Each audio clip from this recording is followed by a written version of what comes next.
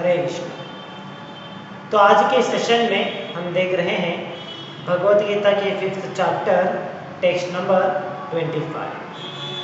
तो आज के श्लोक में भगवान हमें समझा रहे हैं एक ज्ञानी एक शुद्ध भक्त की और एक क्वालिटी के बारे में। तो हम देख रहे हैं पिछले कई श्लोकों से लगातार भगवान एक ज्ञानी या एक कृष्ण भावनामृत भक्त के लक्षणों को सिम्टम्स यहाँ पे समझाते आ रहे हैं। तो आज के श्लोक में भी भगवान एक भक्त का लक्षण को समझाते हुए उसके साथ साथ हमें समझाते हैं कि सबसे बड़ा सामाजिक कार्य या समाज के लिए कुछ हेल्पफुल करना है तो वो बेहतर तरीके से किस प्रकार से कर सकते हैं। अगर हम समाज को कुछ भला करना चाहते हैं समाज की, तो किस प्रकार से एक कृष्ण भावनामृत व्यक्ति ही समाज की भलाई के लिए प्रयास कर सकता है। तो इसके बारे में भी आज के श्लोक से हम समझ सकते हैं। तो आज के श्लोक में भगवान यहाँ पे कहते हैं लभन्ते ब्रह्म निर्वाणम। लभन्ते ब्रह्म निर्वाणम मतलब ब्रह्म निर्वाण मतलब लिबरेशन इन द सुप्रीम, जिसने भगवान को साक्षात्कार कर लिया है। ब्रह्म निर्वाण, जैसे पिछले श्लोक में 2 श्लोक पहले हमने देखा था, भगवान ने यहाँ पर कहा ब्रह्म भूता स्थिति। तो मतलब क्या है, जो भगवान को साक्षात्कार करते हुए उस ब्रह्म भूता प्लेटफॉर्म पे आ जाते हैं। तो इसी प्रकार यहाँ पे आश्रम में भगवान कह रहे उस व्यक्ति के बारे में जिसने ब्रह्म निर्वाण मतलब मोक्ष की प्राप्ति किया है, जिन्होंने भगवान को साक्षात्कार किया है। तो वो क्या करते हैं, ऋषय क्षीण कल्मषा। तो ये जो व्यक्ति जिन्होंने भगवान को साक्षात्कार किया है, उन्होंने सभी प्रकार के पाप कार्यों से या सभी प्रकार के कर्म फलों से मुक्त हो गए हैं। क्षीण कल्मषा, he has been free from all kinds of sinful activities।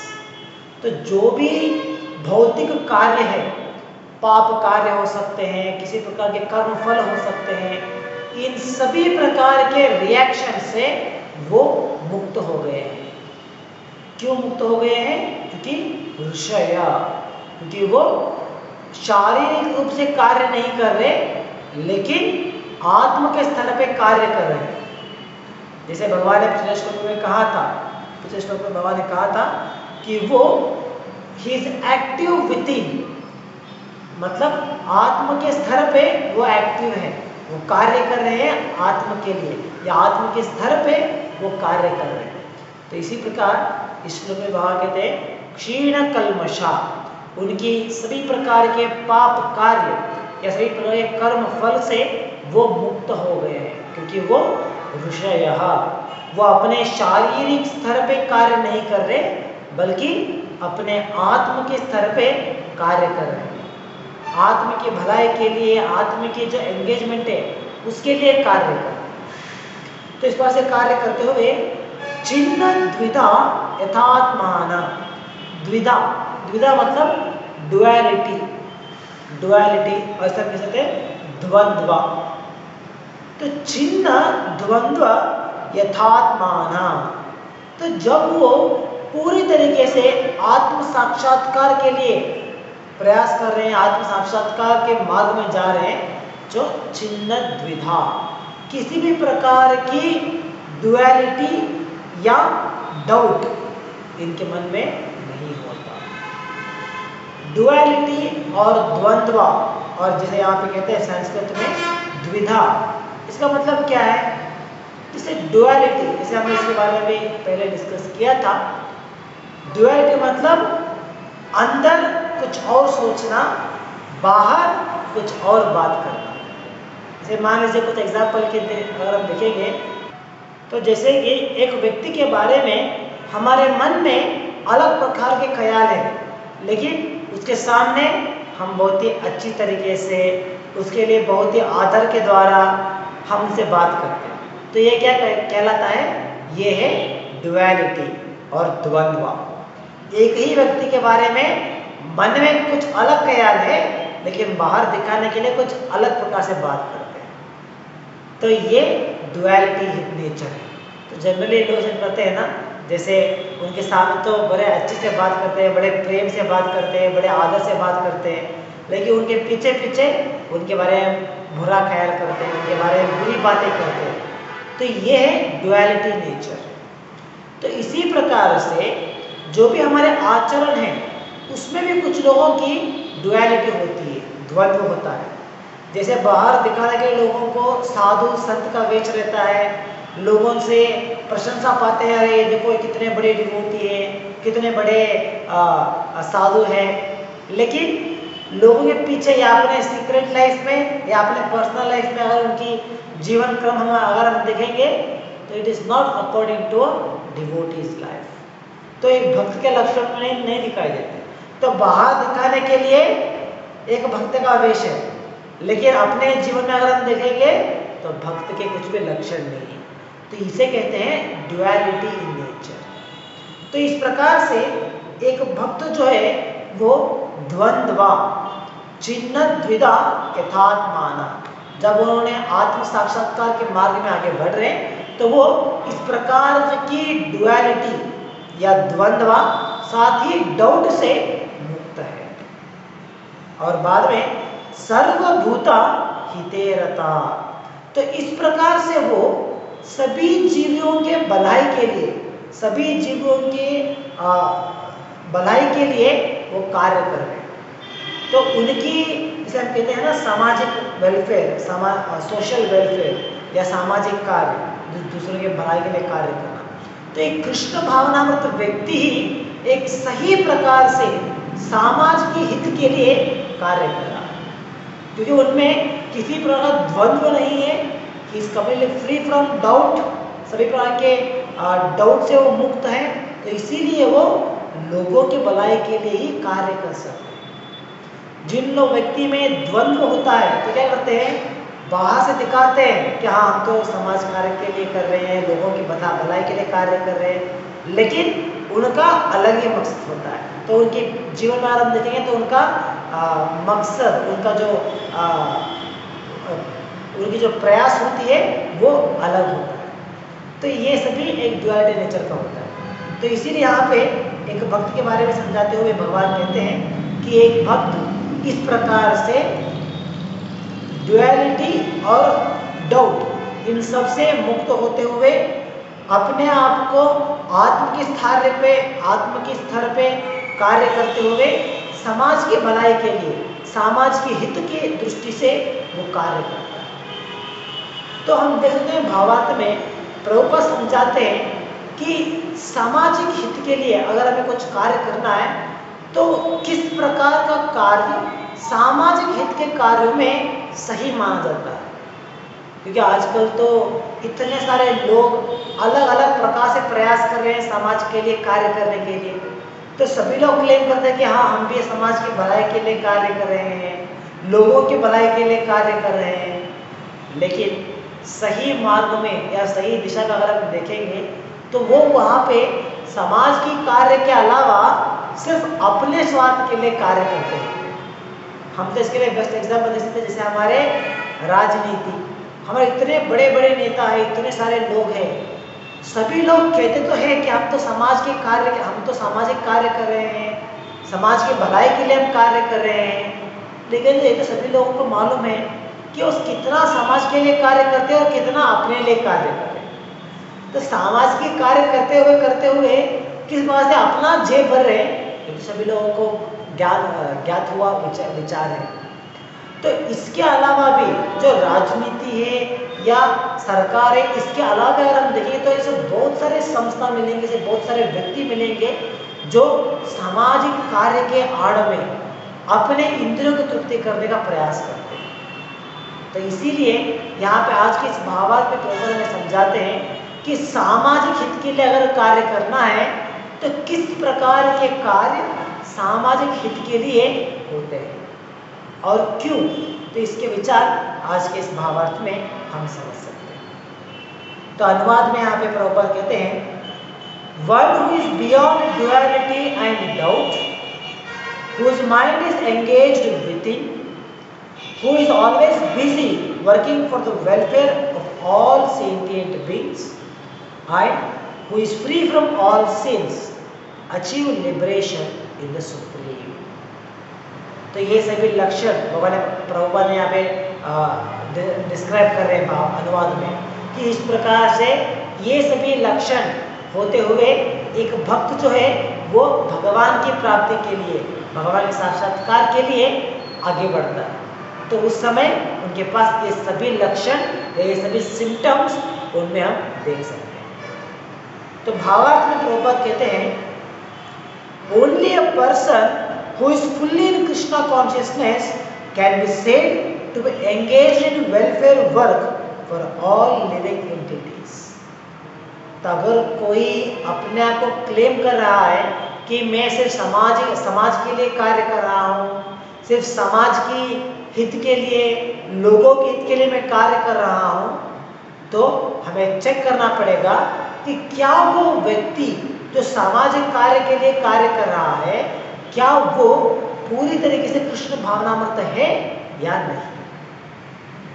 अगर एक व्यक्ति कृष्ण भावनामृत नहीं बना है या कृष्ण भावनामृत के मार्ग में नहीं जा रहा है और अगर वो कह रहा है कि मैं सामाजिक हित के लिए कार्य कर रहा हूँ, तो वो जो भी कार्य वो कर रहा है वो एक्चुअली समाज के लिए हित नहीं। कोई कह सकता है ये कैसे पॉसिबल है, इतने सारे लोग हैं जो लोग समाज के लिए इतने सारे कार्य कर रहे हैं, जैसे लोगों की शिक्षा के लिए एजुकेशन इंस्टीट्यूशन ओपन करते हैं, बड़े बड़े स्कूल कॉलेज को ओपन करते हैं जहाँ पे लोगों को शिक्षा दिया जाता है। कुछ लोग हॉस्पिटल्स को ओपन करते हैं, अस्पताल को ओपन करते हैं जहाँ पे लोगों के लिए बीमारी का इलाज किया जाता है। इसी तरह से कुछ लोगों के लिए वृद्धाश्रम ओपन किया जाता है। तो ये सभी जो कार्य लोग करते हैं ये तो एक्चुअली समाज के हित के लिए है ना। तो इसलिए तो लोग क्लेम करते हैं कि हाँ हम हमारे संस्था के द्वारा या मैं स्वयं मैं अपने धन के द्वारा मैं इस प्रकार से लोगों की मदद कर रहा हूँ, मैंने इतना कॉलेज ओपन किया है, इतने हॉस्पिटल्स ओपन किया है।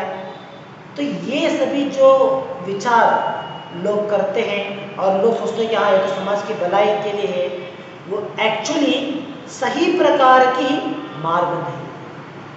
तो इस प्रकार की गतिविधियों के द्वारा, इस प्रकार की कार्यों के द्वारा जो हम मदद करने का प्रयास कर रहे हैं वो सिर्फ एक जीव की शारीरिक रिक्वायरमेंट को पूरा करेगा, एक जीव की जो बॉडीली रिक्वायरमेंट है उसे पूरा करेगा।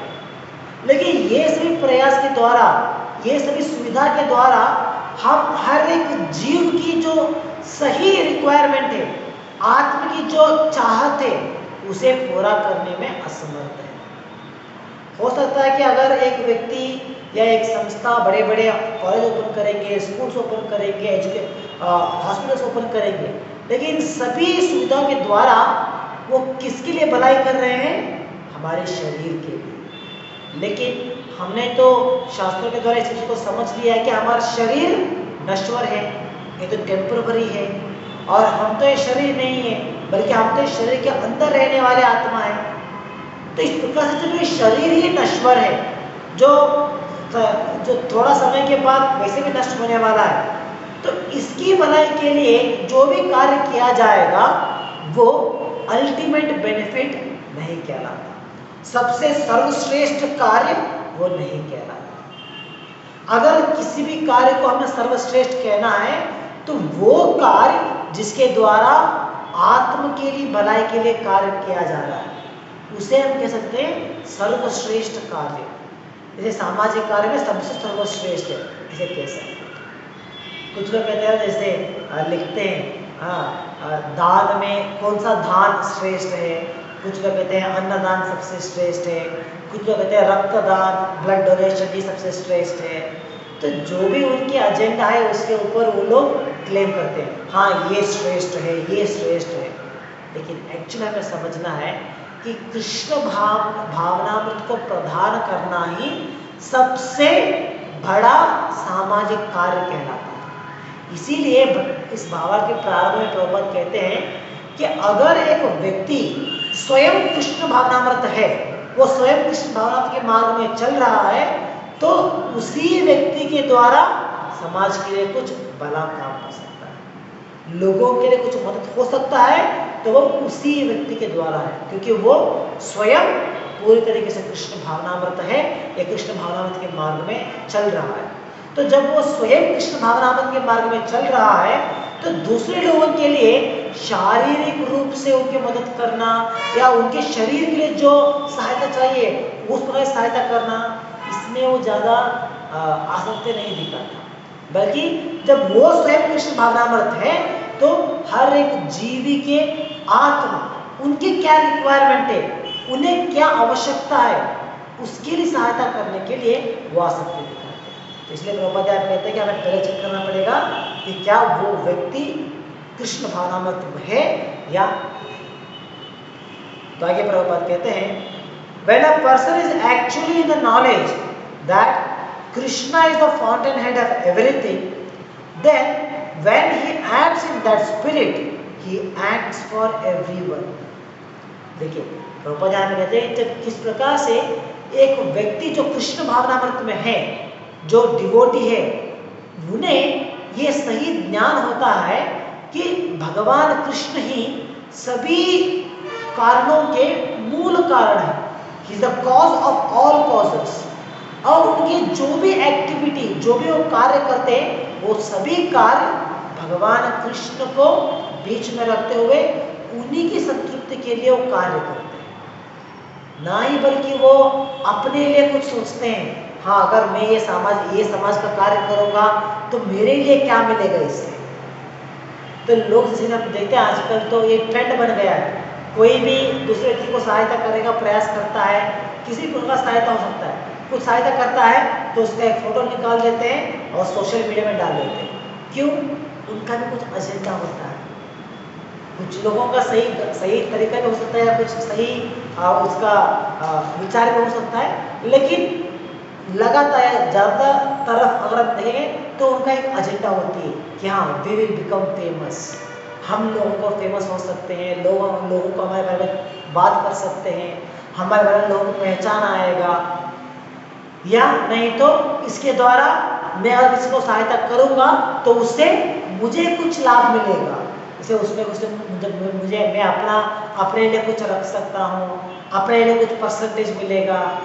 तो इस प्रकार से भी लोग सामाजिक कार्य करते हैं। इसीलिए हम प्रभुपाद यहाँ तो कहते हैं कि जब एक व्यक्ति जो कृष्ण भावनामृत में है, जब वो भगवान कृष्ण को बीच में रखते हुए उनके सराउंडिंग में जब वो कार्य करते हैं तो वो सभी लोगों की भलाई के लिए होता है। वो कभी सिर्फ अपने बारे में नहीं सोचते हैं कि हाँ अगर मैं प्रचार करूँगा तो मुझे क्या मिलेगा, अगर मैं प्रीचिंग करूँगा, लोगों को कृष्ण भावनामृत के बारे में प्रचार करूँगा तो इससे मेरा क्या फायदा है। तो इस प्रकार से वो अपने बारे में नहीं सोचते। क्यों नहीं सोचते? क्योंकि उन्हें ज्ञान है कि भगवान कृष्ण ही सभी कारणों के कारण है, he is the fountain head of everything. तो इसीलिए वो अपने लिए या किसी और के लिए कार्य नहीं करते, बल्कि सभी लोगों की भलाई के लिए वो कार्य करते हैं। ताकि प्रभुपाद कहते हैं the sufferings of humanity are due to forgetfulness of Krishna as the supreme enjoyer, the supreme proprietor and the supreme friend. तो हम सभी व्यक्ति भौतिक संसार में किसी भी प्रकार के मुश्किलों से गुजर रहे हैं, किसी प्रकार के प्रॉब्लम से गुजर रहे हैं, तो इन सभी प्रॉब्लम्स का मूल जड़ क्या है? वो है forgetfulness of our relation with Krishna. हमने ये भुला दिया है कि भगवान कृष्ण कौन है और हम कौन हैं, हमारा भगवान का संबंध क्या है, इस ज्ञान को हम भूल गए। तो यही कारण है हमारे सभी प्रॉब्लम्स का मूल जड़ है। इसके लिए प्रभुपाद सुंदर से उदाहरण देते हैं। जैसे मान लीजिए एक बड़ा ही अमीर व्यक्ति है, जिसे हम कहते हैं ना करोड़पति, मिलेनियर, बिलेनियर। तो एक बड़ा ही अमीर व्यक्ति है, उस व्यक्ति का एक ही लौता वारिस है, एक ही पुत्र है, लेकिन कुछ तो परिस्थिति के अनुसार या कुछ घटना के अनुसार क्या होता है, वो जो एक उसका पुत्र है, जो बहुत ही छोटा उम्र का है, वो पुत्र अपने पिता से बिछड़ जाता है, मान लीजिए। तो वो अपने पिता से बिछड़ गया, तो बिछड़ने के बाद कहीं पे तो वो गुम हो गया है, बहुत दूर अपने पिता से, अपने फैमिली से, अपने शहर से, अपने देश से ही वो कहीं पे बहुत दूर चला गया है। तो जब वो छोटा बालक अपने पिता के आश्रय छोड़ के जब वो भटक जाता है, जब उसने अपने पिता के साथ संबंध को खो दिया है, तो क्या होता है, अभी इतना मुश्किलों के द्वारा, इतने प्रॉब्लम्स के द्वारा अपना जीवन चला रहा है, यहाँ वहाँ ठोकर खाता है, किसी की सहायता मांगता है, कहीं पे भीख मांगता है, या कहीं ना कहीं कुछ कार्य करते हुए अपना पेट भरने का प्रयास कर रहा है। तो देखने के लिए वो तो इतने बड़े करोड़पति का पुत्र है, लेकिन अभी इतनी बुरी अवस्था में अपना जीवन बिता रहा है। कारण क्या है? कारण ये कि उसे अपने पिता कौन है और वो कहाँ से आया है, इस विषय को वो भूल गया है। तो अपने पिता के साथ जो उसका संबंध था, उस संबंध को वो भूल गया है, तो इसलिए इतना प्रॉब्लम में है, इतना मुश्किल से अपना जीवन चला रहा है। अगर मान लीजिए, अगर एक व्यक्ति इस बालक को देखता है, हाँ इतना मुश्किल में है, इतना डिफिकल्ट कंडीशन में जीवन चला रहा है, और अगर आप उसे कुछ सहायता करना चाहते हैं तो क्या कर सकते हैं? कुछ लोग क्या करते हैं, उनके लिए, हाँ भूखा है तो उसके लिए थोड़ा खाने का बंदोबस्त करो, हाँ उसके पास तो रहने लायक घर नहीं है तो उसे एक छोटी सी मकान बना के दो, या अपने जैसे कुछ पैसा दे दो ताकि वो कहीं पे रह जाएगा, या उसके कुछ काम नहीं है करने के लिए तो उसे कहीं पे काम लगा दो, उसके पास एजुकेशन नहीं है तो उसे शिक्षा दे दो।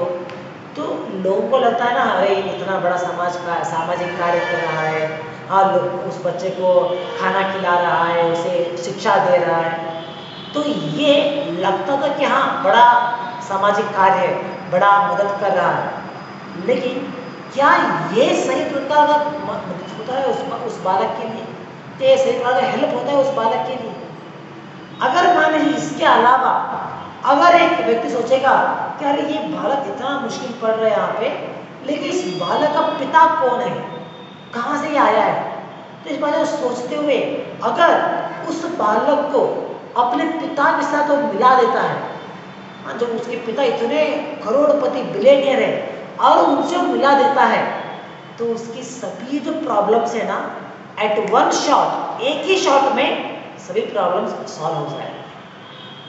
उसके लिए अलग से एजुकेशन दिलाना, अलग से खाने का बंदोबस्त करना, रहने के लिए घर देना, या काम करने के लिए कोई जॉब ऑफर देना, ये सभी प्रॉब्लम्स जो है ना एक ही शॉट में सॉल्व हो जाएगा जब उस बालक किसका पुत्र है उसे ढूंढते हुए उस बालक को अपने पिता से मिला देंगे, उनका संबंध जो है उस संबंध को पुनः स्थापित कर देंगे, तो काफी सभी प्रॉब्लम उसके सॉल्व हो जाएंगे। तो इसी प्रकार से हर एक जीव भौतिक संसार में इतना मुश्किल से, इतना प्रॉब्लम से फेस कर रहा है। क्यों?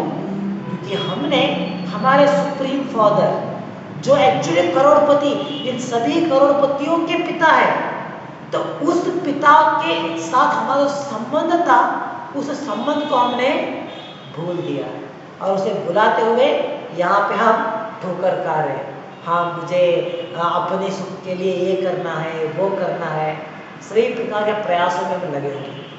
तो अगर हमें हमारी जो रिक्वायरमेंट है यहाँ पे, हाँ मुझे आनंद चाहिए, मुझे सुख चाहिए, मुझे खुशी चाहिए, इंद्रिय सुख चाहिए, तो जो हम प्रयास यहाँ पे कर रहे हैं, इसके लिए अगर कोई सुविधा बना के देगा तो वो सही प्रकार का सामाजिक कार्य नहीं होता है। बल्कि अगर कोई हमें ये सही रास्ता दिखा देगा कि मेरे पिता कौन है, किसके शरण में मुझे जाना है, और इस प्रकार से हमें भगवान के साथ पुनः संबंध में स्थापित करा देंगे, तो वो हमारे लिए सबसे बड़ा सामाजिक कार्य कहलाता है। जैसे कि उस एग्जाम्पल में उस बालक अगर उनके पिता से मिला देंगे तो वही सबसे बड़ा हेल्प होगा उसके लिए। तो इसी प्रकार हमारी भी कंडीशन, इसलिए यहाँ पे प्रभुपाद कहते हैं कि पूरा संसार जो हमारा मनुष्य मानव जनांग है, ये इतना प्रॉब्लम्स फेस कर रहा है, इसका मूल जड़ है फॉरगेटफुलनेस ऑफ कृष्णा। हमने भगवान को बुला दिया है, भगवान का हमारा संबंध क्या, हमने ये बुला दिया है, और इसको, इस विषय को बुलाते हुए हम यहाँ पे अपने अस्तित्व को बचाने के लिए, अपने इंद्र सुख के लिए प्रयास कर रहे हैं। तो यही हमारे सभी प्रॉब्लम्स का मूल जड़ है। तो एक कृष्ण भावनात्मक व्यक्ति वो इस मेन प्रॉब्लम को एड्रेस करते हैं। ऐसा नहीं कि हाँ भूख लगाए तो खाना दे दो, शिक्षा दे दो, घर दे दो, काम करने के लिए कुछ जॉब ऑफर दे दो, ये प्रयास नहीं कर रहे एक कृष्ण भावनात्मक व्यक्ति, बल्कि उनका संबंध क्या है भगवान के साथ, उसे पुनः स्थापित करने का प्रयास कर रहे हैं। अगर ये हो जाएगा तो बाकी सभी प्रॉब्लम्स जो है ना अपने आप सेट हो जाएगा। तो ये एक कृष्ण भावनात्मक व्यक्ति के लक्षण है। इसलिए प्रभुपाद कहते हैं कि हमें हमारे जो भगवान से संबंध है, उस संबंध को हमने बुला दिया है, और उस संबंध को पुनः स्थापित करना, उस संबंध को पुनः एस्टैब्लिश करना ही सबसे बड़ा सामाजिक कार्य है। तो ये इसी प्रभुपाद यहाँ कह रहे हैं, therefore to act to revive this consciousness within the entire human society is the highest welfare work। लोगों को कृष्ण भावनामृत की ओर लेके जाना, लोगों को कृष्ण भावनामृत बनाना ही सबसे बढ़िया सोशल वर्क है। तो अगर कोई व्यक्ति सोचता है कि हाँ मुझे समाज के लिए कुछ करना है, समाज के लिए मुझे कुछ करना है, क्या किसी व्यक्ति के लिए कुछ करना है, तो हमें एक्चुअली क्या करना है, उस व्यक्ति के मन में भगवान के प्रति प्रेम को बढ़ाना है, उस व्यक्ति के मन में उस व्यक्ति को कृष्ण भावनामृत बनाना है। यही उस व्यक्ति के लिए हम जो सहायता कर सकते हैं, ये सबसे बढ़िया, सबसे बेस्ट हेल्प कहलाता है। आगे प्रभुपाद कहते हैं, one cannot be engaged in first class welfare work without being liberated in the supreme। A Krishna conscious person has no doubt about the supremacy of Krishna. He has no doubt because he is completely freed from all sins। This is the state of divine love। तो एक कृष्ण भावनामृत हुए बिना, भगवान के भक्त हुए बिना हम किसी भी प्रकार की फर्स्ट क्लास समाज सेवा नहीं कर सकते। आजकल तो सरकार जो है इतने बड़े बड़े प्रशस्ति देते हैं, इतने बड़े बड़े इनाम देते हैं उन लोगों को जो सामाजिक कार्य कर रहे हैं, समाज की भलाई के लिए कुछ कार्य करते हैं, तो उन्हें इतना बड़ा बड़ा सम्मान किया जाता है, पुरस्कार दिया जाता है। लेकिन उनका जो कार्य होता है, वो जो सामाजिक कार्य कर रहे हैं, वो सिर्फ हमारे शरीर के लिए कर रहे हैं, हमारे शरीर की जो रिक्वायरमेंट है उसके लिए कर रहे हैं। एक्चुअली वो हमारे आत्म के कुछ भी हेल्पफुल नहीं कर रहे, तो वो भी स्वयं कृष्ण भावनामृत नहीं है, और इसलिए वो हमें भी कृष्ण भावनामृत के मार्ग नहीं दिखा सकते। तो इस प्रकार का कार्य जो है ये फर्स्ट क्लास सामाजिक कार्य नहीं कहलाता, सबसे सर्वश्रेष्ठ सामाजिक कार्य नहीं कहलाता, बल्कि सबसे सर्वश्रेष्ठ सामाजिक कार्य उसे कहलाता है जिसके द्वारा हम भगवान के प्रति हमारे संबंध को पुनः स्थापित कर सकें। और ये पॉसिबल है जब हम स्वयं कृष्ण भावनामृत हैं। जब हम कृष्ण भावनामृत में होंगे तब हम दूसरों को उस मार्ग में लेके आ सकते हैं। तो इसीलिए प्रभुपाद कहते हैं कि स्वयं कृष्ण भावनामृत हुए बिना हम लोगों को ये सामाजिक कार्य नहीं कर सकते, लोगों को कृष्ण भावनामृत नहीं बना सकते। तो इसके लिए पहले हमें कृष्ण भावनामृत में आना चाहिए, हमें कृष्ण भावनामृत बनना चाहिए, कृष्ण कॉन्शियस बनना चाहिए। तो जब हम कृष्ण कॉन्शियस बन जाते हैं, then we have no doubt, हमें किसी भी प्रकार का संदेह नहीं होता, अरे क्या हम ये जो कार्य कर रहे हैं क्या ये सही है या गलत है, हम तो यहाँ पे भगवान कृष्ण का पूजा कर रहे हैं, क्या ये सही है या गलत है, हम तो कृष्ण के नाम से स्मरण करते हैं, क्या यही सबसे हाईएस्ट है या इससे भी कुछ और बढ़िया कार्य होगा शायद, इससे भी और कुछ बढ़िया प्रोसेस मार्ग होगा शायद।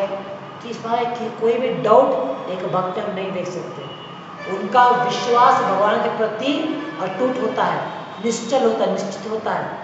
तो इसलिए ही हैज नो डाउट कि जो मार्ग में हम जा रहे हैं यही सही, और जो मार्ग हम लोगों को दिखा रहे हैं, लोगों को कृष्ण भगवान बनाने का प्रयास कर रहे हैं, ये सही मार्ग है, he has no doubt about it.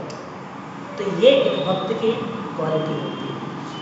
तो आगे प्रभुपाद कहते हैं, a person engaged only in ministering to the physical welfare of human society cannot factually help anyone. Temporary relief of the external body and the mind is not satisfactory. जैसे हमने कहा था, जैसे कुछ लोग हॉस्पिटल ओपन करते हैं तो उसके द्वारा क्या करते हैं, लोगों को भला करने का प्रयास कर रहे हैं।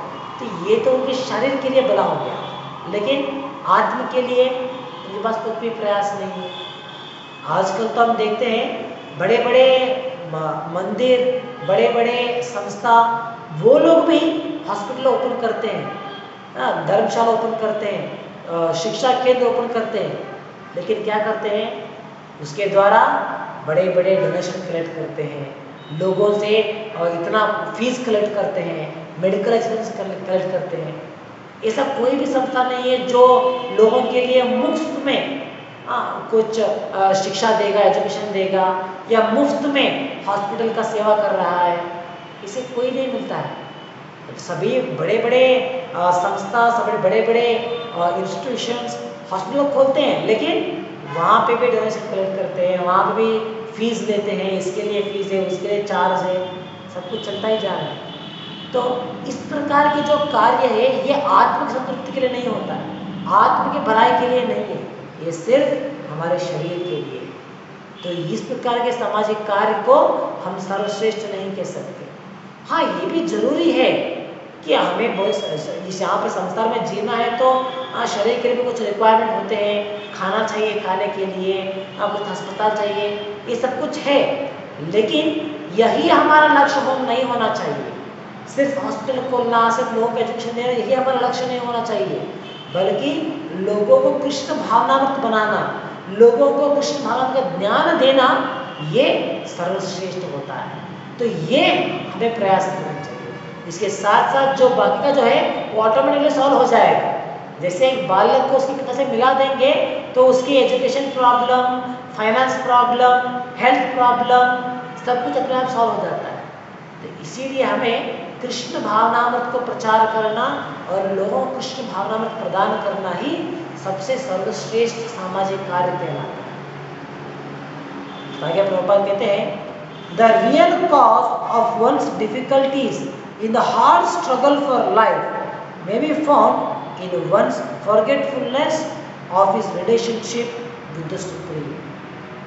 When a man is fully conscious of his relationship with Krishna, he is actually a liberated soul, although he may be in the material tabernacle.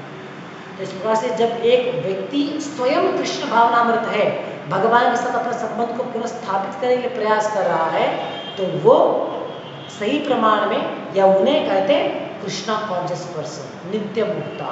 तो वही व्यक्ति दूसरे लोगों के लिए मदद करते हुए, दूसरों की सहायता करते हुए, उनका जो बहुना सा संबंध है, उस संबंध को पुनः स्थापित करने का प्रयास कर सकते हैं। तो ये सब कुछ पॉसिबल होगा जब हम स्वयं कृष्ण भावनामुक्त बने। और इस प्रकार से जब हम अपने आप स्वयं कृष्ण भावनामुक्त बनते हुए लोगों की भलाई के लिए हम कार्य करते हैं, मतलब क्या है, लोगों को कृष्ण भावनामुक्त बनाने का प्रयास करते हैं, तो वही सबसे सर्वश्रेष्ठ सामाजिक कार्य कहलाता है। कि वहाँ पे अपने लिए कुछ भी नहीं है, अपने लिए, अपने स्वार्थ के लिए, अपनी भलाई के लिए कुछ कार्य नहीं कर रहे, सिर्फ लोगों के लिए कर रहे हैं। तो ये एक भक्त का लक्षण होता है। तो इसके लिए हम प्रभुपाद के जीवन में अगर हम देखेंगे, श्रील प्रभुपाद के जीवन में इतने सारे इंसिडेंट्स हैं, पूरा उनका जीवन का शैली, पूरा किस प्रकार से उन्होंने अपना जीवन बिताया है, अगर हम देखेंगे तो हम इस विषय को समझ सकते हैं कि प्रभुपाद ने अपने लिए या अपनी फैमिली के लिए कुछ भी नहीं किया हुआ। उन्होंने इतना मुश्किलों का सामना किया, इतना स्ट्रगल्स, इतना डिफिकल्ट उन्होंने फेस किया, सिर्फ और सिर्फ समाज के लिए, सभी मानव जनांग के लिए इतना सारा मुश्किलों का सामना करना पड़ा। तो बिकॉज क्यों कारण था? क्योंकि वो स्वयं कृष्ण भावनामृत में थे। तो वो कृष्ण भावनामृत में थे, तो इसीलिए लोगों को कृष्ण भावना बनाने के लिए वो प्रयास कर रहे थे। तो पूरी प्रभुपाद के जीवन अगर हम देखेंगे तो उनका जीवन, तो उनका पूरा जीवन इसी मार्ग में, इसी इंस्ट्रक्शन पे चलता हुआ दिखाई देता है। जैसे हम एक इंसिडेंट यहाँ पे कोट कर सकते हैं।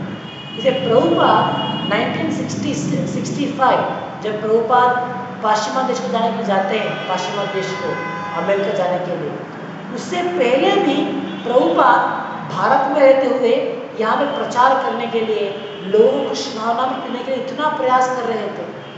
जैसे कि 1944 में ही प्रभुपाद ने बैक टू गॉड हेड नाम से एक मैगजीन प्रभुपाद ने प्रारंभ किया था।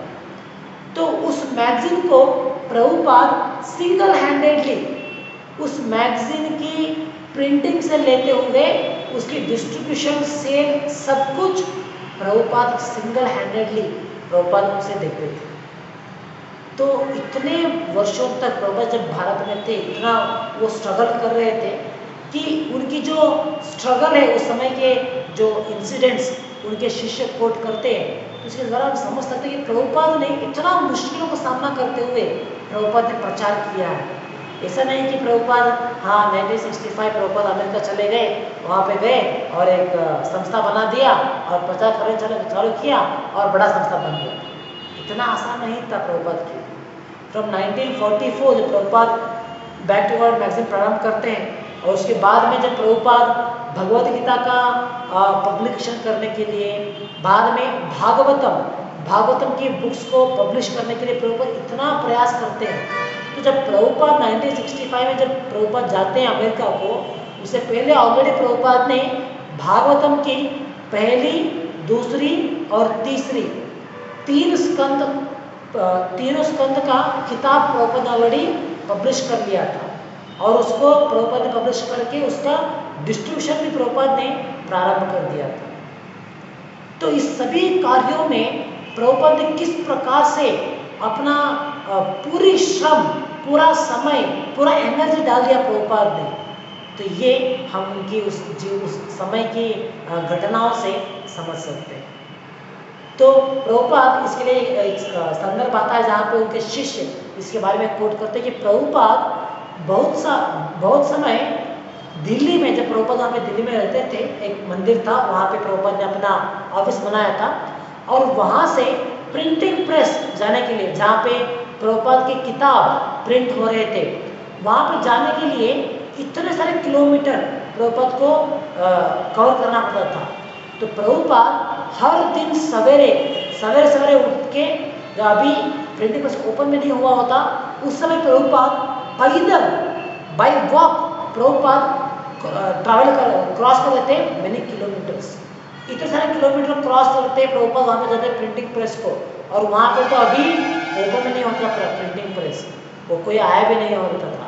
तो प्रभुपाद वहाँ पे जाके दरवाजा खटखटा के ओपन करवा के वहाँ पे प्रभुपाद बैठ के प्रूफ रीडिंग करते थे।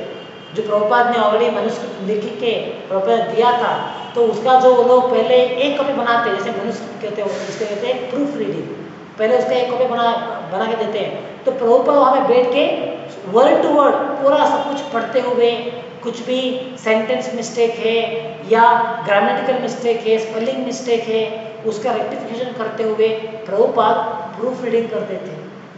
तो जब वो उसका प्रेस का मालिक आते थे, तो वो आने से पहले प्रभुपाद प्रूफ रीडिंग करके रेडी रखते थे, ताकि वो आते ही he can immediately start printing. तो प्रभुपाद समय ना बिताते हुए, समय वेस्ट ना होना है, इसीलिए प्रभुपाद अर्ली मॉर्निंग वहाँ पे जाके उनका प्रूफ रीडिंग कार्य करते थे। और एक बार उनसे प्रश्न पूछा जाता है कि स्वामी जी, आप इतने दूर से इतना किलोमीटर चल के आते हैं हर दिन, इसके बदले अगर आप ऑटो पकड़ लेंगे, वहाँ से जो साइकिल रिक्शा, उस समय जैसे साइकिल रिक्शा चलता था, तो अगर आप उस साइकिल रिक्शा में आएंगे तो सिर्फ वो आपका 2 पैसा लेगा। तो उस समय तो 2 पैसा बहुत बड़ा रकम होता था। तो उससे 2 पैसे में आपको वहाँ से यहाँ तक आपको बेच देगा, यहाँ पे आपको उतार देगा। आप उसको बदले इतना दूर चल के क्यों आ रहे हैं? तो प्रभुपाद कहते थे, it is good for me that I do walking. मैं सवेरे वॉकिंग के जाऊँगा, ये मेरे लिए बेहतर है।